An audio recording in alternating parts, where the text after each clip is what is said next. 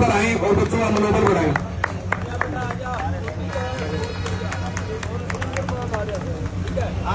भाई आशीर्वाद।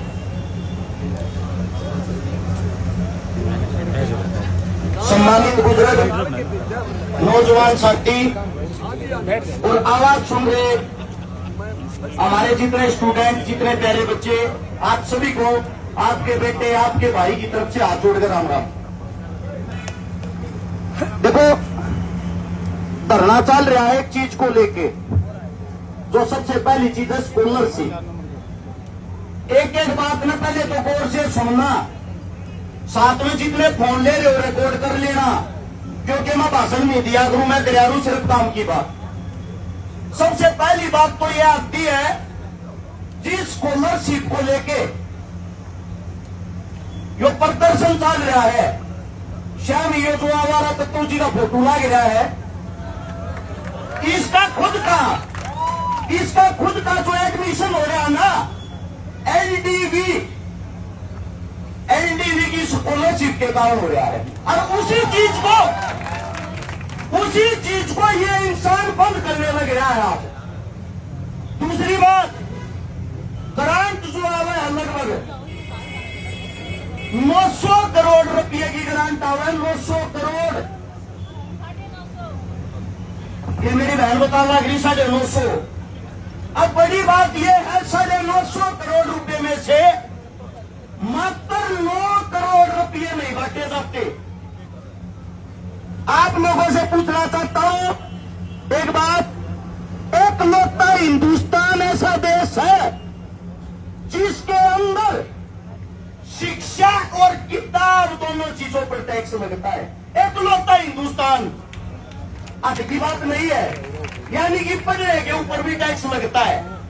सबसे पहली बात तो यह है, मेरी जितनी बहन बैठी है, जितने भाई बैठे हैं, खाम खा दुखी हो रहे हो भाई की तो पापा बूपा बन जाओ, स्कॉलरशिप भी मिलेगी, नेता मंत्री थारे दो आवेंगे, फंड के नाम पर कितने मोटे 2 रुपये ले लो, दूसरे लोग रोक लो।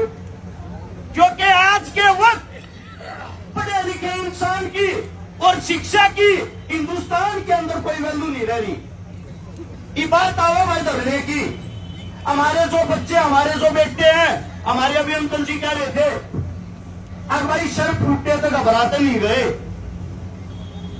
एक बात बताता हूं, गौर से सुनना।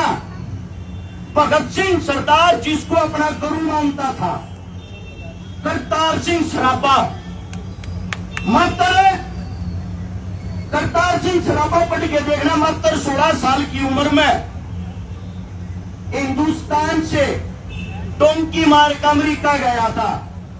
अमेरिका जाकर पहले तो पढ़ा, साथ में उसने नौकरी करी, पत्रकारिता की। उसके दिल में एक जुनून था अपना देश आजाद कराने का। जब 16 साल का बच्चा दूसरे देश में जाकर और अपने देश की लड़ाई लड़ सका है, मैं आप लोगों से पूछना चाहता हूं, क्या आप लोग अपनी लड़ाई नहीं लड़ सकते? यह धरती, सार की धरती, वह धरती है 29 मई 1857 को, जब क्रांति हुई देश को आजाद कराने के लिए। तुम्हारे पास में रोहनाथ गांव है, उस रोहनाथ गांव के अंदर जाके इतिहास पढ़ना। जब गांव ने क्रांति करी, क्रांति में जो अंग्रेजा का डीसी था उसको जिंदा फूंक दिया था, जिंदा जला दिया था। जिंदा जलाने के बाद उस गांव को, उस पूरे गांव को एक बरगद के पेड़ पे फांसी टांग दिया था और एक ऐलान कर दिया था कि जो भी लाशा में तला उतारेगा उसकी भी 7 पीढ़ियां लेनी वो मारेंगे। किसी की औकात नहीं हुई, 3 महीने तक वे लाशें उस पेड़ पर लटकती रही, लास्ट में वे कंकाल बन गई। 1857 में हमारे को इतना भयभीत कर दिया गया, फिर इकट्ठे होने में, एकजुट होने में और यह लड़ाई जीतने में, देश आजाद कराने में 90 साल का इंतजार करा। 90 साल के अंदर 7,32,000 आदमियों का खून इस मिट्टी में मिला, जब जाकर हम आजादी मिली। ये बात इसलिए बताने लग रहा हूं, उसी हिसार की धरती पे बैठे हो तुम, उसी क्रांतिकारी धरती पे।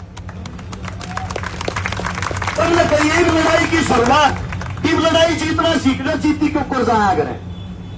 पहली बात तो जितने स्टूडेंट है भाई, आप लोगों को बता देता हूं, यारे प्यारे मित्र रिश्तेदार, सुख और दुख में याद करे जाया करें। थारे को दुख आ रहा है इस टाइम पे, इस दुख में आप अपने यारे दोस्तों के पास फोन करो और फोन करके सबने बुलाओ, और धरना है ना, धरना डेली 10 गुना बढ़ता रहना चाहिए, घटना नहीं चाहिए।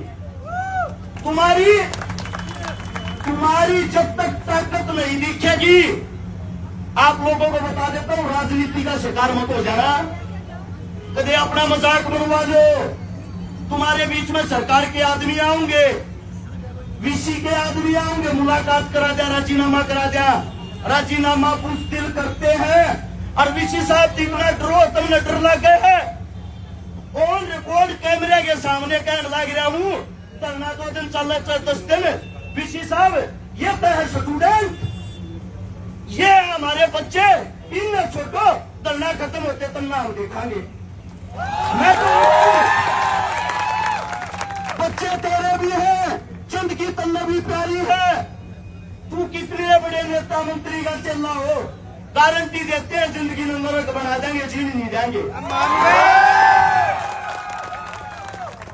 लेकिन आप लोग अपने हक के लिए कमजोर मत हो जाना, लड़ते रहना।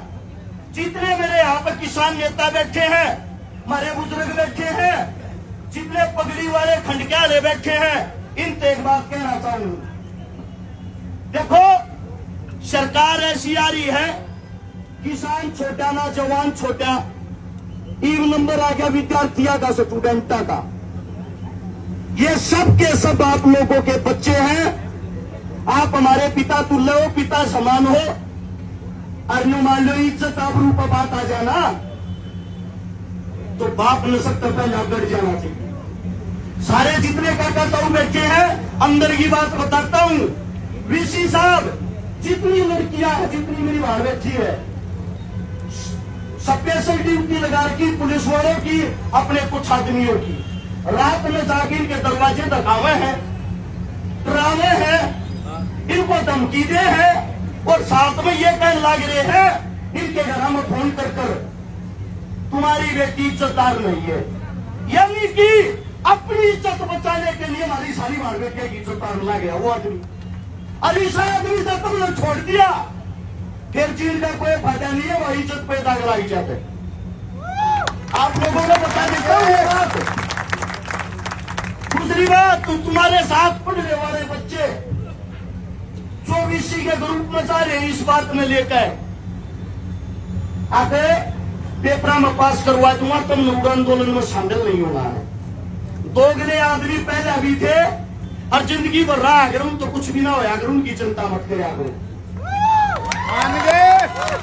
जितने गांव है आस पास के, हिसार के चारों तरफ के, सारा में बुनियादी करवाओ, पेरा करवाओ, ड्यूटी लाओ।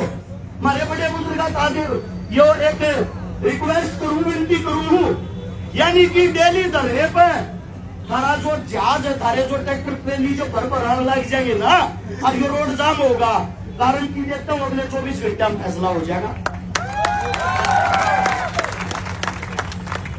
देखो नेता मंत्री एमपी एमएलए जितने आएंगे, भाषण देंगे, भाषण देगा, अपने घर से ले जाएंगे। उन सब तक ये गुजारिश करूं, पक्ष जो है पक्ष तो हमारी सुनता है नहीं, पक्ष ने तो हम गुलाम बना रखे हैं। जो विपक्ष है उनसे कहना चाहता हूं, तुम भी उन नंबर के हो रहे हो भाई, कम से कम तुम तारा के बैठ जाओ। थारा तो फर्ज बनता होगा विपक्ष वाले का, खाली माइक पकड़ कर स्पीच देगा तो मैं भी मेरे घर से ले जाऊंगा, ये बड़ी बड़ी बात करके है। लेकिन इन बातों का आंदोलन थोड़ी जीता जाएगा, आंदोलन जब जीता जाएगा, जितना हो सकता है। मैं सोनीपत में हूं, मैं डेली नहीं आ सकता, लेकिन डेली 10, 20, 30, 50 आदमी को बेच सकता हूं। तो सब अपनी जिम्मेदारी समझो, सब इस आंदोलन को अपना आंदोलन समझो, और साथ में जड़े टेंट लग रहे, जड़े बालक बैठे हैं, खान का पीन का सब क्या का बहुत बड़ा खर्चा हो यार बनने पे।